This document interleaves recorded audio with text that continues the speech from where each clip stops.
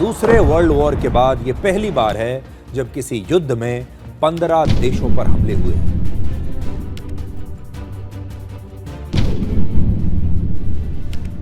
एक और वॉर और मार्केट में वही पैनिक। निफ्टी 24,900 से गिरा, सेंसेक्स 80,200 से। और गेस करो कितने स्टॉक्स 3% से नीचे गिरे होंगे? 100, 200, 500, 900। सही जवाब है ऑप्शन डी, पूरे 900 स्टॉक्स। अब आई एम प्रिटी श्योर आप ऑलरेडी इसके अराउंड बहुत से वीडियोस देख चुके हैं, लेकिन जब बात इकोनॉमिक पॉइंट ऑफ व्यू और स्टॉक मार्केट की आती है तो this is the video for you. इस वीडियो में हम एक्सप्लेन करेंगे everything you should know as an investor about how the US Israel Iran war could impact the Indian economy and mainly stock market. पहले हम ऐसे 5 points की बात करेंगे जो आपको इस इवेंट का पूरा इकोनॉमिक इंपैक्ट बता देगा। नेक्स्ट, स्टॉक मार्केट इंपैक्ट, जिसमें हम स्पेसिफिकली कमोडिटीज, प्रेशियस मेटल्स और इक्विटी ने कैसा बिहेव किया ये देखेंगे। और लास्ट में वो सेक्टर्स भी देखेंगे जिसने सबसे ज्यादा इसकी मार झेली। अब हो सकता है जब मैं सेक्टर्स की बात करूं तो आपके दिमाग में क्रूड ऑयल से जो लिंक्ड सेक्टर्स हैं वो आए, लेकिन मैं आपको 4 और ऐसे बाहर के सेक्टर्स बताऊंगी जिसके बारे में आप शायद कभी गेस नहीं कर पाओगे। तो अगर इनके बारे में भी जानना है तो वीडियो एंड तक देखना, क्योंकि ट्रस्ट मी आगे कुछ डेटा पॉइंट्स ऐसे हैं जो हमारी टीम के लिए भी बहुत शॉकिंग थे। तो चलिए शुरू करते हैं with your host Swati. Let's get started. शुरू करने से पहले एक इंटरेस्टिंग फैक्ट सुनो। ऐसे जियोपॉलिटिकल शॉक्स हमेशा मार्केट के लिए एक बाइंग अपॉर्चुनिटीज रहे हैं। जी हाँ, ये टेबल देखो, पिछले 26 सालों में टोटल 11 वॉर्स और स्ट्राइक्स हुए, उसमें सभी में इमीडिएट मार्केट ने नेगेटिव रिएक्ट किया। 9%, 12%, 15% तक गिरा, लेकिन सिर्फ एक हफ्ते से लेकर मैक्सिमम 6 महीने के स्पैन में ही मार्केट ने रिकवर भी कर लिया। और जब मैं जूम आउट करके इसके 3 ईयर रिटर्न्स देखती हूं तब समझ आता है इन्हीं इवेंट्स के बाद सेंसेक्स ने स्ट्रॉन्ग पॉजिटिव रिटर्न्स भी दिए। और थोड़े बहुत रिटर्न्स नहीं है, 60, 90 से लेकर 230% तक रिटर्न्स। मतलब एज एन इन्वेस्टर हमें इस इमीडिएट इंपैक्ट के कॉलम से ज्यादा ये बाउंस बैक कॉलम में फोकस करना चाहिए कि आगे कैसे मार्केट बिहेव कर सकता है when it comes to this strike. क्या ये भी इवेंट उन 10 इवेंट्स में फॉल करेगा या इसकी कहानी कुछ और होगी?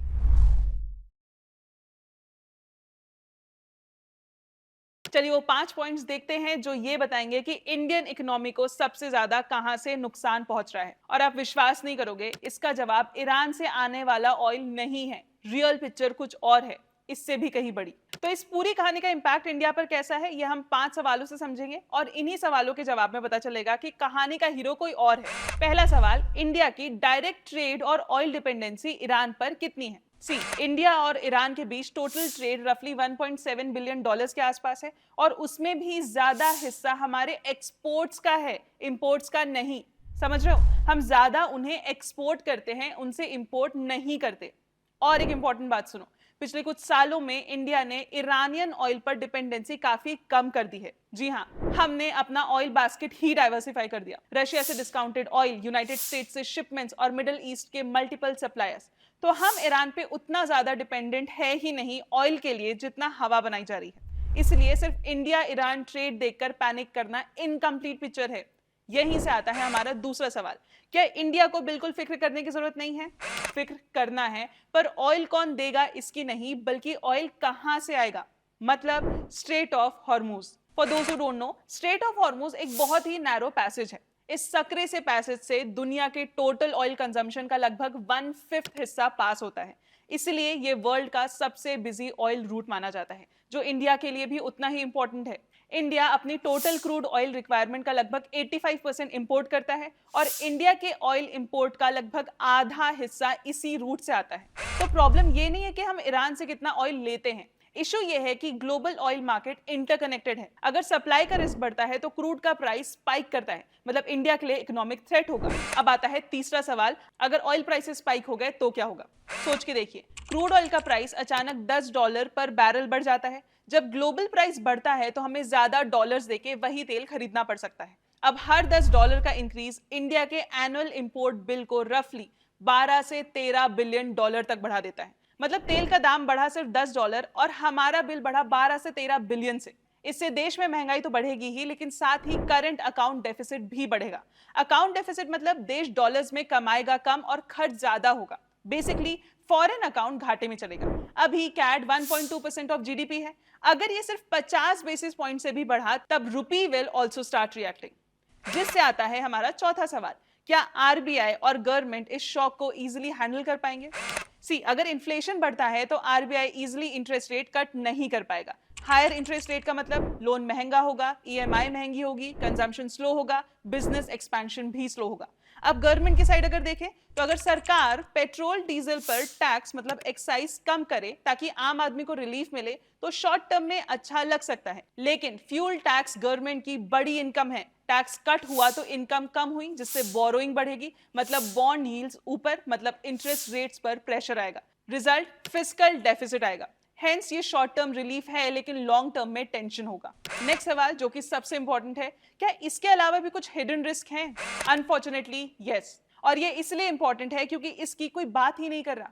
इंडिया के लगभग 40 बिलियन के non oil export middle east और नॉर्थ अफ्रीका रीजन को जाते हैं, और इनमें से काफी शिपमेंट्स इसी स्ट्रेट ऑफ हॉर्मुज रूट से पास होती हैं। मतलब अगर यहां डिसरप्शन आता है तो ट्रेड टेम्परेरी स्लो हो सकता है। साथ ही millions of Indians Middle East में काम करते हैं और हर साल 40 से 50 बिलियन डॉलर के आसपास पैसा भेजते हैं इंडिया में। अगर रीजन में लंबी इंस्टेबिलिटी होती है तो ये रेमिटेंस इनफ्लो भी इंपैक्ट हो सकता है। मतलब रिस्क सिर्फ ऑयल का नहीं है, ट्रेड और डॉलर इनफ्लो का भी है। तो दोस्तों असली इशू ईरान से आने वाला ऑयल नहीं है। अगर ऑयल $80 पर बीबीएल के नीचे रहता है और कॉन्फ्लिक्ट लिमिटेड होता है तो रिकवरी पॉसिबल है, लेकिन अगर ब्रेंट $95 to $100 रेंज में सस्टेन करता है तो अर्निंग्स एस्टिमेट रिवाइज होंगी। Airlines, paints, chemicals, OMCs, logistics, सबका कॉस्ट स्ट्रक्चर इंपैक्ट होगा। और एक बात, अगर हॉर्मुज रिस्की हो गया तो यूएस और यूरोप जाने वाले कार्गो को अफ्रीका के नीचे मतलब केप ऑफ गुड होप से रीराउट करना पड़ेगा, जिससे 15 से 20 दिन एक्स्ट्रा लग सकते हैं। फ्रेट और इंश्योरेंस कॉस्ट बढ़ेगी, इन्फ्लेशन स्पाइक कर सकता है और वैल्यूएशन मल्टीपल्स कंप्रेस हो सकते हैं। इसीलिए क्रूड आज डोमिनेंट मैक्रो फैक्टर है। मतलब मार्केट सिर्फ वॉर हेडलाइन प्राइस नहीं कर रहा, मार्केट ये देख रहा है ऑयल कितनी देर हाई रहता है, डिसरप्शन टेम्पररी है या प्रोलॉन्ग, और इन्फ्लेशन बढ़ेगा या नहीं। विद दिस आरबीआई रेट करेगा या पॉज करेगा, और क्या गवर्नमेंट फिस्कल प्रेशर में आएगी। तो मैक्रो लेवल पे हम इन्वेस्टर्स को इन फैक्टर्स पे नजर रखनी है, लेकिन साथ ही ये भी देखना है कि ये सब मार्केट के अंदर कैसा दिख रहा है। इक्विटीज क्या सिग्नल दे रहे हैं, क्या गोल्ड और सिल्वर अभी भी सेफ हेवन बन रहे हैं, और कौन से सेक्टर ज्यादा रिएक्ट कर सकते हैं। तो चलिए वो भी देख लेते हैं। We'll start with commodities and precious metals. Weekend पर यूएस, इजराइल और ईरान के बीच जो एस्केलेशन हुआ उसका सबसे पहला रिएक्शन इक्विटी से ज्यादा कमोडिटी मार्केट्स में दिखा था। सबसे पहले ऑब्वियसली ऑयल पे ब्रेंट क्रूड ने रफली 9 से 11% का जंप लिया और $80 प्लस के आसपास ट्रेड करने लगा।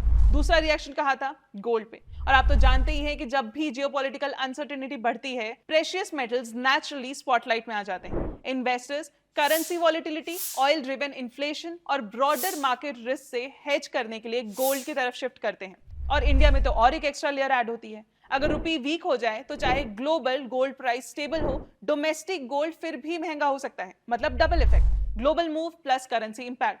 सिल्वर भी साथ में मूव करता है, लेकिन थोड़ा ज्यादा वॉलेटाइल तरीके से। हालांकि मार्केट ओपनिंग में स्ट्रॉन्ग अप मूव के बाद हमने देखा कि गोल्ड और सिल्वर ने अपने इनिशियल गेन जरूर गिव अप कर लिए। ये टिपिकल रिस्क रिएक्शन है। जब अनसर्टेनिटी बढ़ती है पैसा सेफ्टी और हेजिंग दोनों ढूंढता है। अब इक्विटी मार्केट्स देखते हैं। इस सिचुएशन में multi commodity exchange of India यानी एमसीएक्स एक इंटरेस्टिंग एग्जांपल बन जाता है। एमसीएक्स का बिजनेस सिंपल है, जितना ज्यादा प्राइस में हलचल उतनी ज्यादा ट्रेडिंग। जब गोल्ड, सिल्वर और क्रूड तेज ऊपर नीचे होता है, लोग हेज करने और ट्रेडिंग करने के लिए सबसे ज्यादा एक्टिव हो जाते हैं। एमसीएक्स की मेजॉरिटी इनकम बुलियन और एनर्जी प्रोडक्ट से आती है, तो जब वॉलेटिलिटी हाई रहती है एक्सचेंज के वॉल्यूम्स बढ़ते हैं। मतलब जहां वॉर रिस्क क्रिएट कर रहा होता है वहीं एमसीएक्स जैसी कंपनी को एक्टिविटी का फायदा मिल सकता है। लेकिन मार्केट में हमेशा दो साइड होते हैं। अब दूसरी तरफ ऑटो और टायर कंपनीज को देखिए। टायर बनाने में क्रूड से जुड़े रॉ मटेरियल्स लगते हैं। अगर ऑयल $10 या $20 ऊपर सस्टेन करता है तो उनका कॉस्ट भी बढ़ जाता है। एक्सपोर्ट करने वाली ऑटो कंपनीज को शिपिंग कॉस्ट का भी प्रेशर आ सकता है अगर गल्फ रूट्स डिस्टर्ब होते हैं। डिमांड अभी ठीक है, लेकिन शॉर्ट टर्म में प्रॉफिट मार्जिन स्क्वीज हो सकते हैं। केमिकल सेक्टर भी इसी चेन का हिस्सा है। बहुत सारे कमोडिटी केमिकल मैन्युफैक्चरर्स जैसे नाफ्था, एथिलीन, बेंजीन, प्रोपिलीन जैसे क्रूड लिंक्ड इनपुट्स यूज करते हैं। अगर शिपिंग रिस्की हो जाए या फ्रेट महंगा हो जाए तो इनकी लैंडेड कॉस्ट बढ़ जाती है।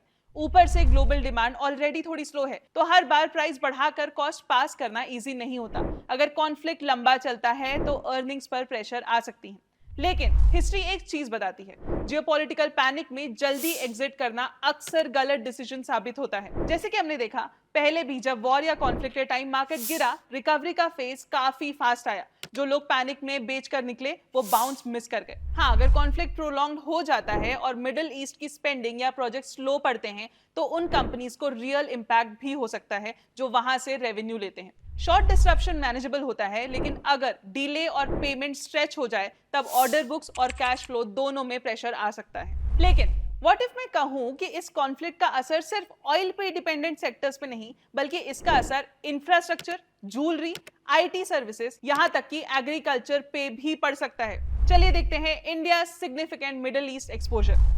दोस्तों, मिडिल ईस्ट इंडिया के लिए सिर्फ तेल का सोर्स नहीं है। वहां Indian companies roads, power plants, desalination projects, IT services और ज्वेलरी रिटेल तक का काम करते हैं। फॉर एग्जाम्पल, लार्सन एंड टर्बो का लगभग 37% ऑर्डर बुक मिडिल ईस्ट से लिंक्ड होता है। जब एस्केलेशन की न्यूज आई, स्टॉक ने इंट्राडे अराउंड पे 7% तक करेक्शन देखा था, क्योंकि मार्केट को डर था कि अगर वहां प्रोजेक्ट्स डिले हुए तो फ्यूचर रेवेन्यू इंपैक्ट हो सकता है। इसी तरह केईसी इंटरनेशनल और वीए टेक वाबैक जैसे प्लेयर्स के on ground projects Saudi Arabia, UAE या ओमान में चल रहे हैं, उनका एक्सपोजर ऑपरेशनल डिपेंडेंसी क्रिएट करता है। चाहे काम स्मूथली ही क्यों ना चल रहा हो, लेकिन मार्केट एग्जीक्यूशन रिस्क को पहले प्राइस इन करता है, इसलिए वहां भी शॉर्ट टर्म करेक्शन देखने को मिला। कल्याण ज्वेलर्स का केस थोड़ा अलग है। उनका गल्फ रिटेल स्ट्रॉन्ग ग्रो कर रहा था। Q3 FY26 में middle east revenue almost 28% grow हुआ। लेकिन अगर रीजनल कंज्यूमर सेंटिमेंट वीक होता है तो ज्वेलरी जैसे डिस्क्रिशनरी खर्च पर असर आ सकता है, इसलिए स्टॉक भी न्यूज के बाद प्रेशर में आई। स्टॉक ने 4% से ज्यादा का इंट्राडे डिप देखा आफ्टर रिकवरिंग एट क्लोजिंग। अब एग्रीकल्चर एंगल देखिए। इंडिया के 5 major basmati market Saudi, Iran, Iraq, UAE और येमेन सब मिडिल ईस्ट में हैं, और ये ही वो मार्केट्स हैं जो इंडिया के लगभग आधे बासमती एक्सपोर्ट्स का इंजन चलाते हैं। अगर रीजन अनस्टेबल होता है तो एक्सपोर्ट्स और फार्मर्स दोनों इंपैक्ट हो सकते हैं। ऊपर से एलएनजी सप्लाई का इशू। कतार से आने वाले गैस फर्टिलाइजर प्लांट्स के लिए इंपॉर्टेंट रॉ मटेरियल है। अगर सप्लाई डिस्टर्ब होता है तो फर्टिलाइजर प्रोडक्शन स्क्वीज हो सकता है। गवर्नमेंट को या तो सब्सिडी बढ़ानी पड़ेगी जिससे फिस्कल प्रेशर बढ़ेगा, या फिर शॉर्टेज अलाउ करनी पड़ेगी जिसका इंपैक्ट रूरल इनकम पर पड़ेगा, और रूरल डिमांड स्लो हुई तो पूरी कंजम्पशन चेन पर असर आ सकता है। और मान लो अगर इंस्टेबिलिटी यूएई जैसे ट्रेड हब तक पहुंचता है जो इलेक्ट्रॉनिक्स एक्सपोर्ट्स का मेजर डेस्टिनेशन है, तो इंपैक्ट सिर्फ ऑयल तक लिमिटेड नहीं रहेगा। सप्लाई चेन्स, एक्सपोर्ट्स और वर्किंग कैपिटल सब पर रिपल इफेक्ट आ सकता है। इसलिए ये सिर्फ हेडलाइन इवेंट नहीं है। जियोपॉलिटिकल टेंशन का इंपैक्ट धीरे धीरे कंपनी के प्रॉफिट्स, कैश फ्लो और बैलेंस शीट तक पहुंच सकता है, और यहां से पिक्चर और ब्रॉडर हो जाती है, क्योंकि अब बात सिर्फ सेक्टर्स की नहीं, पूरी इकोनॉमी की डायरेक्शन की है। दोस्तों, as we know, rupee already 91 plus पर डॉलर जोन में ट्रेड कर रहा है। ऊपर से यूएस प्रेसिडेंट ट्रम्प का स्टेटमेंट है कि कॉन्फ्लिक्ट 4 हफ्ते से ज्यादा स्ट्रेच हो सकता है।